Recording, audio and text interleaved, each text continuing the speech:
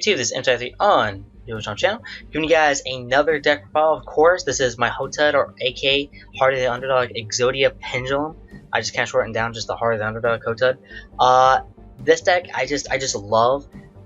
Death Pro I don't really love because some of the mechanics to actually continue the drawing doesn't really work so well, because you can't really, there's no real timing that Death Pro does it correctly. So but the deck works rather fine for me, especially with a lot of other decks. I was getting my hearts in a continuous fashion, and of course the pendulums were coming in at a regular rate of, you know, low skill to high skill.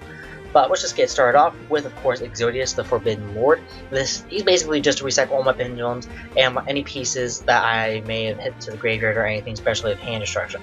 So it's just, you know, something just for a quick recycle. He can become a major beatstick if you continuously send cards from the graveyard and blah blah blah blah blah. But that's not a major thing. It's just for the major, just recycle. That's it. Of course, your 5 pieces. You know, these are duh. Of course, the pendulum monsters that I just love right now. This is Lance for it's Dino. That's what it is. It's just Dino. Of course, with his effect, all my pendulum monsters can do piercing damage. Let's see, Dragon Horn Hunter, one of my favorite cards of all time, just because the art is amazing. Basically allows my normal monsters to have plus 200 attack, and I do not lose any battle damage from any battles involving normal monsters. And of course, Dragoons. Dragoons is just a crazy good card. We're going to be seeing a lot play this card, especially since the set just came out literally today. Of course, once per turn from a normal monster would destroy one of your opponent's monsters by battle, you can add another level 4 or higher normal monster from your deck to your hand, which is not a very big deal, except for the part that there's pendulums out now right now, especially all these, which of course are pretty much level 4 or higher, so it's a great search. Then we can start getting to the other pure vanilla pendulums. They don't even have pendulum effects. Mandragon, which is okay, it's a 25 beat stick. Actually no, Volcos Cannon's not one. It's another card that does have a pendulum effect, but I don't really care for it. It just allows it to pop pretty much itself or another face-out spell or trap card on the field, which is actually not bad if you think of it. If you're going against another pendulum deck, allows you to pop their pendulum monster in their that zone, so they have to take another card to go for the pendulum summon. Flash Knight, he's okay, it's another level 4 or whatever. And of course, Dora Dragon, which is a 21 defense, level 4, not bad, especially when I want to go for my rank 4s. For the spells, of course, 1 gold search just for that quick search. There's pretty much 2 strategies in this card. Either I do the search for hearts, where I can just get a heart faster, or if I don't want to deal with either one of these, if I already have it in hand or whatever, I'll banish the other one so it doesn't stop me from drawing during my draw phase.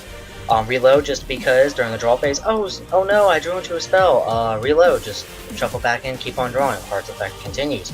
Same with hand destruction, just allows me just to ditch 2 cards, draw 2 cards, continue the drawing. And of course, Heart of the Underdog, the whole engine of the deck. Obviously, you want to play it at 3 because it's just for consistency, and your opponent's going to really kill them off quickly, especially once you start getting multiples out. And Draw Muscle, I just love this card. It's just, okay, target 1 face-up defense monster you control with 1,000 or less defense. Well, yes, there's not a lot of targets, but I mean, here we go. This is 1, 2, 3. It's, you know, there's plenty enough targets to do so. It's not to mention your pieces. It allows you just to go, okay, can I be destroyed by battle or battle this turn, whatever, get to draw 1 card. It's also a really cool card if you just want to kind of save yourself just some headaches and stuff. Go ahead.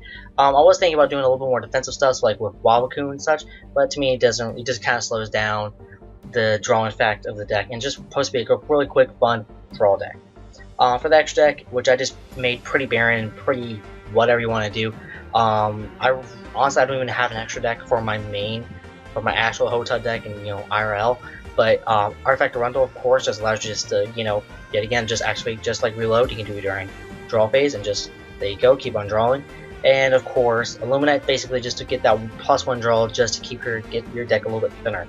And it might not seem like that much, but yet again, just to kind of pitch a card, you know, put another unit to the graveyard, and then just to draw 1 card might be a big cost, but in the long run, I think it's actually pretty useful.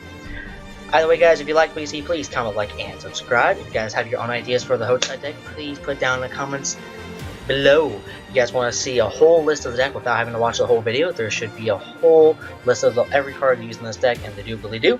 And as always, thanks for watching.